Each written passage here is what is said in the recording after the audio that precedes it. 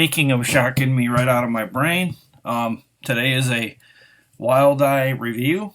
Uh, oh, sorry about that. But today is a Wild Eye review for the movie FLAKKA 666 here at the Emporium. Movie came from 2018 and hit video in 2021. Just this April. It's part of the Extreme Raw and Extreme line, number 41. Currently is airing on Tubi TV, YouTube, and Google Play. YouTube and Google Play they're charging for, and Tubi is free. It is a part of the production company Delinquent Films, along with El Rhino Productions. Its director was Luis Antonio Rodriguez. The writer was Israel Rios. The movie stars Erika, Alamia, Anna Aparicio, and Nikki Aparicio. The director of photography was Juan Torres. Carlos Santos was a part of the sound department, the boom operator, if you will, and sound mixer. The music was done by Ray Rodriguez. The storyline basically is about a Mexican cartel that found a new way to make drugs more addictive. A new drug called FLAKKA, possessed by an evil demon, has surfaced to make every user into flesh-eating, bloodthirsty zombies. They're kind of a different kind of zombie in this, though. They're not.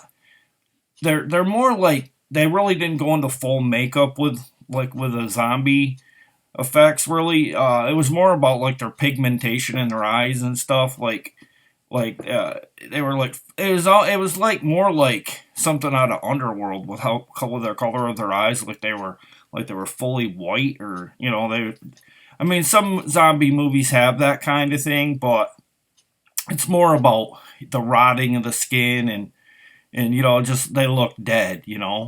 In this, they didn't really have a chance to die. It just was like, it messed with their, psyche a little bit. Like, it threw their equilibrium off, and then they turned into these, cannibal-like humanistic people, in a sense. But let's get started on the review. Like I said, this was came out through Wild Eye on April 13th, which was my wife's birthday, which is kind of funny. The country of origin basically is taking place in Mexico, and the distributors are Summerhill Films, of Wild Eye Releasing. Well, it opens up with a guy passing a packet of drugs called FLAKKA through what looks like to be a border fence.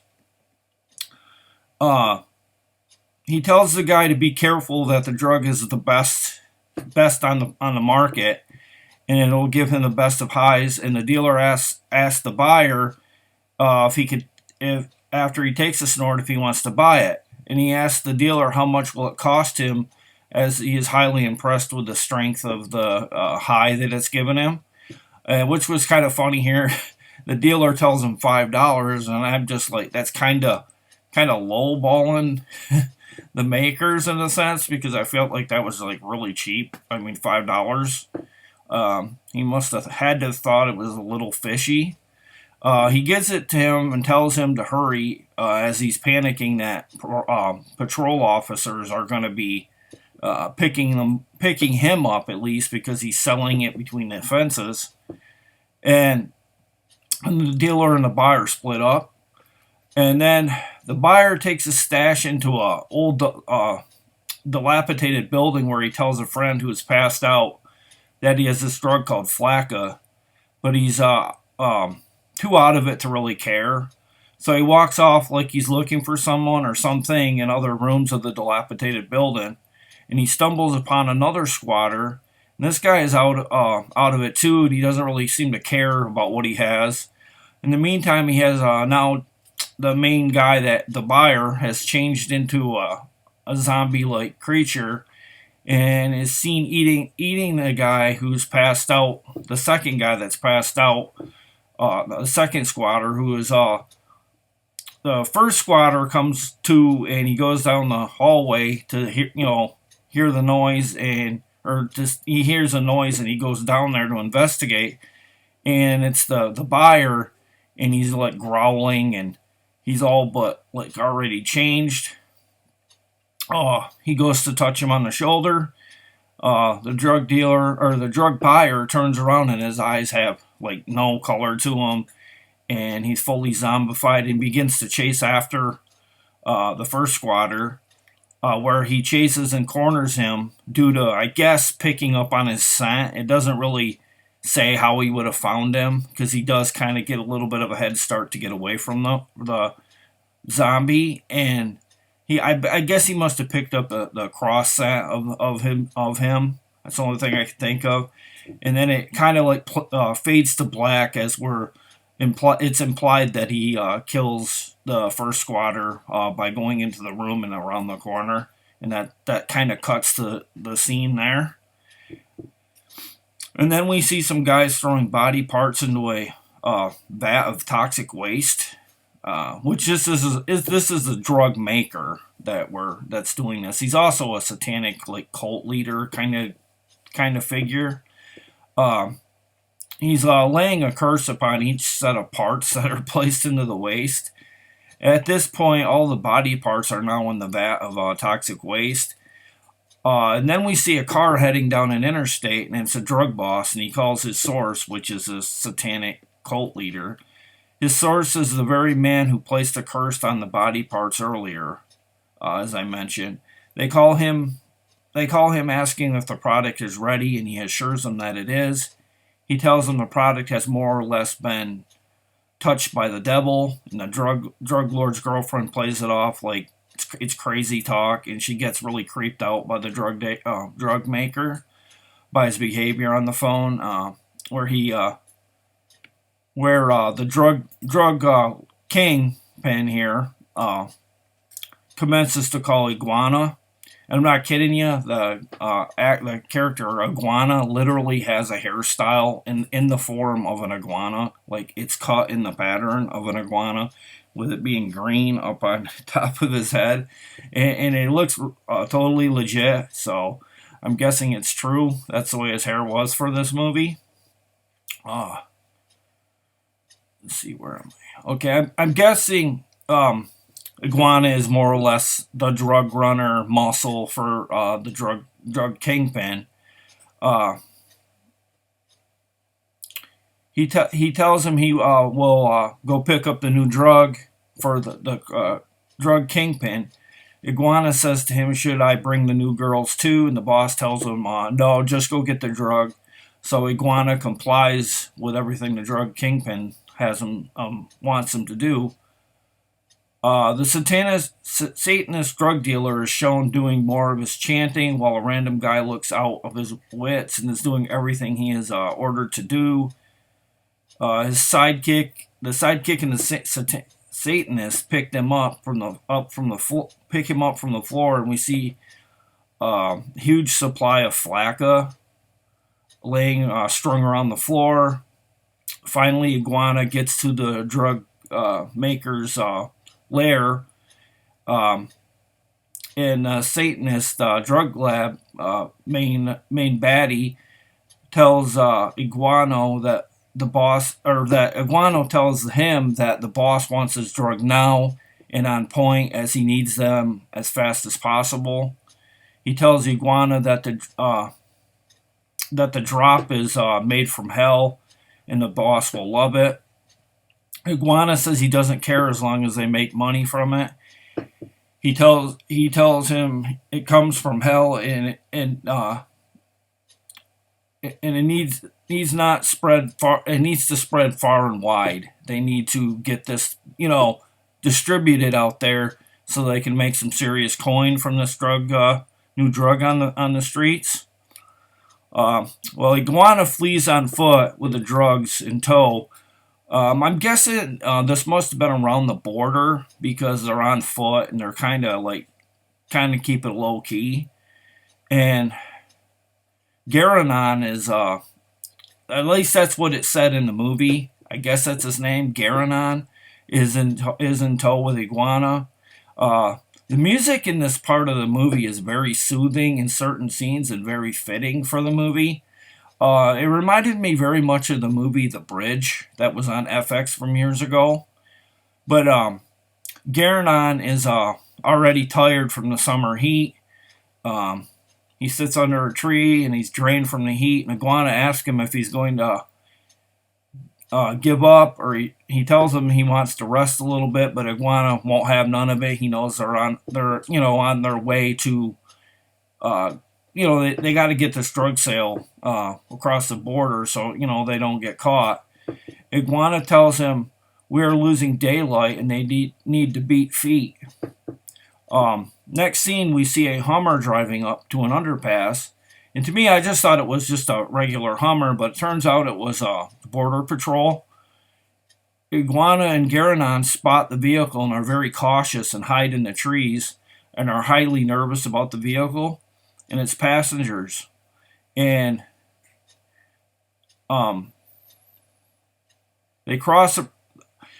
wait for the timing to be right, and they try to cross a bridge without being spotted by the Border Patrol. It seems it's been in this scene, or this further into the movie, it's revealed that it's a Border Patrol. They think they're going to get away, but it's to no avail. They spot them making a run for it. They pursue them. They capture Garanon, but Iguana gets away and makes it through a barbed wire fence, but not without leaving a packet of FLAKKA behind. And as he does not, basically Iguana doesn't care at this point because he doesn't want to get caught over a pack. I don't even know if he honestly knows that he dropped a packet of the FLAKKA, and he kind of like leaves it behind. It's not worth, if he did see it, I can't remember if he did, and he doesn't find it worth it. But the patrol officer chases Iguana to the fence, but he gets away. And then we see off in the distance a patrol officer patting down Garanon. And I don't think you really see that character after that again. But the patrol officer retrieves a packet of the FLAKKA, opens it, kind of sniffs around, doesn't do nothing with it really, doesn't really, take it or anything, but he puts it in his pocket and hides it from, I guess, the other Border Patrol officer. They don't, I guess he must be a dishonest patrol officer, and he was trying to hide the FLAKKA, and he puts it in his pocket of his jacket. At some point, he calls his wife or his girlfriend and asks her if she's ready to party, hinting at this may be at the party later that night if they were to have one. But Iguana, on foot, makes it back to the drug lord boss, and he assures him that it is all there, which we know a packet of it is not there. But we know better, as like I said, there's a packet there.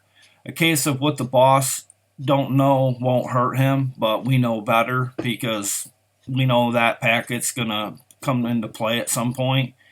He tells Iguana to get ready, or tells Iguana to get all his sellers and get out there on the streets pronto with the FLAKKA. He still assures him the pickup was flawless, perfecto, and the deal was done Iguana style. Iguana leaves the big boss, stacks a packet of FLAKKA into another room of his hotel, where a young couple of girls who are gagged and bounded on beds are seen crying and scared. And he takes off his shirt and grabs a knife and needle and cuts both girls free, toying with them and scaring them. Where he injects one of the girls with some blue like liquid. I don't know if it's like like a form of an after morning liquid or whatever. Renders her unconscious and then he forces the other girl to ingest some of the FLAKKA, and she starts to have withdrawals once upon taking the FLAKKA. and she jumps and crawls over to him and bites him, and the girl laying beside him as well. So basically, the one girl that he gave the FLAKKA has attacked the crime lord boss, or the drug boss, and the other lady in bed while she's basically alive, but she couldn't move. So she was being eaten alive as much was he, but she was out of it, so she wouldn't have really known. I mean, I guess I think she wouldn't have known, but she was out cold from the injection. Next scene, we see a big guy who's getting high, and he's laying up against a wall. And a car pulls up. It's that patrol officer who took the packet of FLAKKA from Iguana's bag. He's brought, I guess it must be some kind of relative, maybe. He brought him what looked like to be a bag of McDonald's and a bottle of spring water. But instead of eating it, the guy that opens the scene throws it up against the wall. So then he gives him the packet of FLAKKA. It says, "Seems you don't have an appetite. Maybe you got a drug urge." And he grabs it, opens it up, and pours it into a can, and starts to smoke it by melting it down.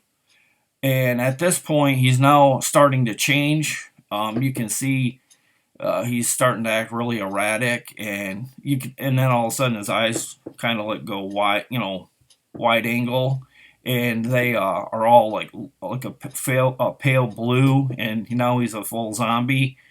And he begins to attack the patrol officer who took the package of FLAKKA, and he bites him on the side of the neck, and it kind of cuts away from that scene at that point.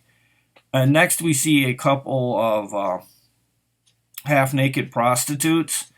A man in a truck pulls up. My guess is this is a bordello. There's a scene where the prostitute goes down on the John. There's nothing shown inappropriate or anything like that, but this is a pretty vicious scene, and I'm kind of gonna skip over it a little bit because basically there's a penis bitten off, and I don't really want to dwell on that. It might be off-putting to the viewers out there. Kind of reminded me a lot of that line in Candyman when a little kid says, "Can't fix that, better off dead." That's basically very fitting for that scene. I think you pretty much get my meaning about that gross out scene. It's probably one of the most graphic in the movie, so I'm gonna kind of avoid going into full detail. I mean, I kind of said what happened, but I really don't want to dwell on that scene. But next scene, we see Iguana passing out a packet of FLAKKA to a young girl, where he tells her it's $20, but she tells him she's broke. He says to her he will let her have it for free this time, and have a good day. And then they go their separate way, or so we think, but she sneaks up behind Iguano, and hits him with what looks to be a good-sized brick, knocking him to the ground. And she reaches into his bag to steal another package of FLAKKA, and you can tell once she starts inhaling it or ingesting it. I can't. It's kind of confusing to me because sometimes it looks like the people are inhaling it and then they're eating it. It's kind of weird. You can tell it's instantly affecting her. She begins to have an instant reaction to the FLAKKA, and she begins to eat Iguana's exposed stomach. And at this point, she's turned full zombie, and this FLAKKA is kind of getting out there. There's like a lot of people coming into contact with it, either by hook or by crook. There's just so much of a massive amount out there. But next scene, we see the police are showing up to make a call about what happened in the bordello, and the girl that killed the John is walking around toward the police officer, where she grabs the trigger of his gun, shooting herself, but not before she says, there's no saving this bitch. And that's what she said. So I don't know if she was on the FLAKKA. I didn't really, if she was, I missed that part, but it kind of felt like she might have knew she had FLAKKA in her system, or she just didn't like her life as a prostitute. But the police officer at this point, and I should mention too that the prostitute was a transvestite, and it was for me, it was convincing. I thought she was a lady, and I thought her voice was a little high, but I thought, honestly, if she was a transvestite, she did a very good job of pulling it off. Um, the police officer at this point is shocked from his gun killing her, even though he didn't really pull the trigger on her. I didn't really understand why he did this, but it's revealed about, I don't know, about a minute or two later that he can't deal with it and he shoots himself. And I didn't really understand why, because she more or less pulled the trigger on herself. I mean, I guess it would be a devastating thing to see someone shot in front of you, but it just kind of seemed kind of like I wouldn't have taken my life over it. I probably would have been distraught, but he shoots himself in the head. And next scene we see a man eating out of a dumpster, but not before a drug dealer or peddler comes to him first, wanting to give him FLAKKA. And then a sleeping man who's in another small shelter not far away is goes over the drug runner is going to him too to ask him about FLAKKA. At this point, FLAKKA is everywhere, and the dealer leaves the men starting to have erratic side effects from taking it already, and they turn into zombies. And now they're trying to go after the drug dealer. And that's kind of a brief scene. The next scene, we cut to the precinct where they have caught wind of Officer Jesse taking his own life, and the media is all over it. The officer breaks down the events of what led up to the Officer Jesse shooting himself. The next scene, we see a girl playing with a Ouija board on a bed, asking the board if someone loves her. I guess this must be a lesbian couple in this scene. I thought when I first had seen it, I thought it was a couple of the prostitutes, but it turned out it was a couple of lesbian partners. One of them has a package of FLAKKA too, so now it's even in our motels at this point. The scene is a bit erotic with no real nudity, so that is not going to put anybody off. But the girl finds herself in the tub the next morning, caked full of blood. And from what I'm seeing, she must have attacked her girlfriend in the middle of the night and killed her, zombie style. It's kind of another brief scene. The next scene, there's a next scene where the officers reviewing the tape of what happened with the bordello with the transvestite prostitute being shot by Officer Jesse. Then we flash to a graveyard where a girl has a packet of FLAKKA as well. She spots another lady at graveyard grave and attacks her and kills her. So at this point, it's all over the area. It's at graveyards, it's at motel rooms, it's at bordellos. It's all over the place. The next scene, we see a church where the female officer, it's determined that the female officer, the transvestite prostitute, is actually used to be a brother, but he was more of, he wanted to be more of a girl than a guy. And it's revealed that the female officer at the precinct is actually sisters with the death of this prostitute. Let's see. Basically, she's having a nervous breakdown from all the craziness that's going on, and at this point, she sits with the father at the church. She asks him about a past priest who was actually in charge of this particular church, but he assures her that he passed away years ago. It turns out, as I said, the prostitute who was killed by the Officer Jesse was actually her sister Nikki, and basically Nikki, being her brother, was always confused about his sexuality all his life.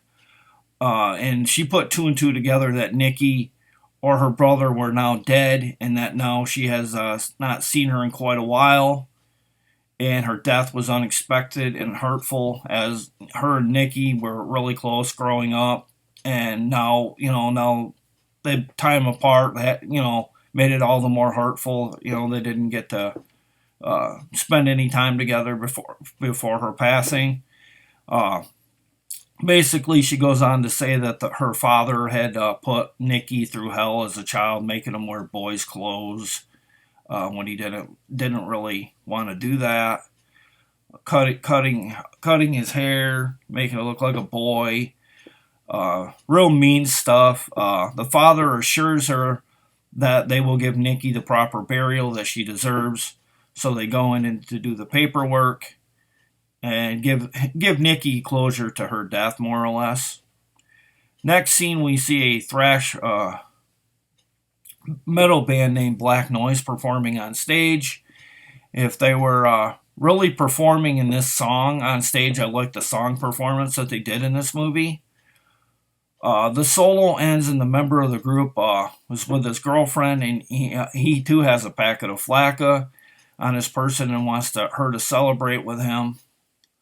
And at this point, he too turns into a zombie and attacks her.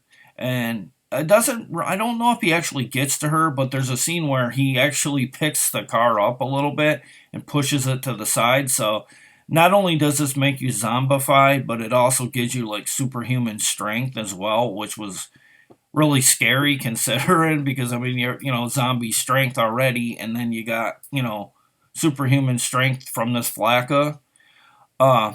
The next scene, we see a crime scene with police tape blocking off this old rundown building, where it's derived that these murders are FLAKKA related, and that it takes a few more minutes for its inducer to go stark raving zombie, and it can stay in your system if you don't go full zombie, I guess, for 3 days to a week. They're determining. The goal for the police officers is to get this drug off the street before it's too late. We flash forward a little to go to the two officers. The lead officer thinks there has been some satanic rituals going on in this building in the basement. Only now they can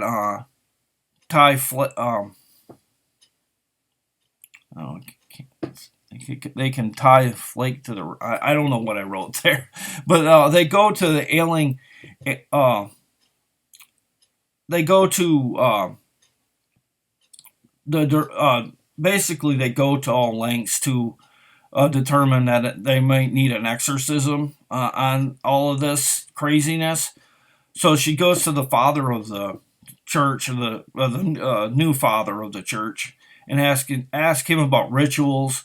She believes they need an exorcism. He tells her that there has to be a presence or a demon, and she asks for his assistance with the case, with all the death and the FLAKKA that's out there.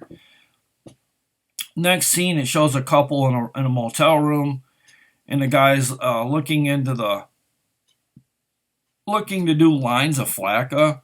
He's actually cut it up into like cocaine lines, kind of like on a mirror. You know how you cut it into lines, but the girls he wants the girl to inhale it too, and like all the people in the movie prior, he gives it to her to inhale, and she turns cannibalistic. And it's determined too that the room they're staying in is room 666, which is really weird in a sense and kind of appropriate at the same time. In the meantime, when he's on the phone, she attacks him and bites him, and immediately an EMT is called to come to the motel where the couple are staying, and the EMT guys do not realize that she's a zombie, more or less, and they try to comfort her, where the officer and the father are performing and are about to perform an exorcism on the girl, in the back of the ambulance where she screams obscenities at the father, and the father asked the EMT if there's some way he can inject her with this look like clear substance. I'm not sure what it was. It wasn't. I didn't catch what it was exactly. I don't know if it was holy water. I guess that must have been what it was. At this part of the movie, it's unknown about the substance, and as I said, I think it was holy water, but they inject her. The father says, I think we found a cure.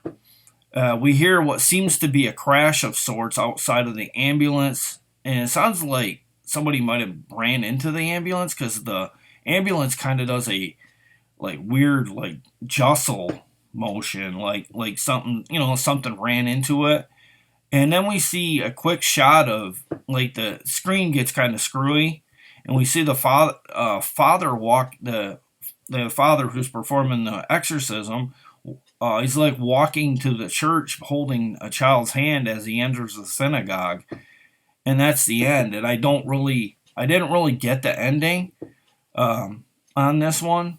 Really, I don't know what was going on at the end. I just thought it was kind of random the way it ended. I would have had it ended a little bit better and like more of a finality kind of thing. But my thoughts on the movie, I thought as a whole it was really well done. Some pretty good performances. It kind of felt a lot like The Bridge, like I say, from FX. I think it had maybe a little too much nudity here and there, but I mean, I knew what to expect. It's a raw and extreme, so I kind of got that. But as a whole, I enjoyed it.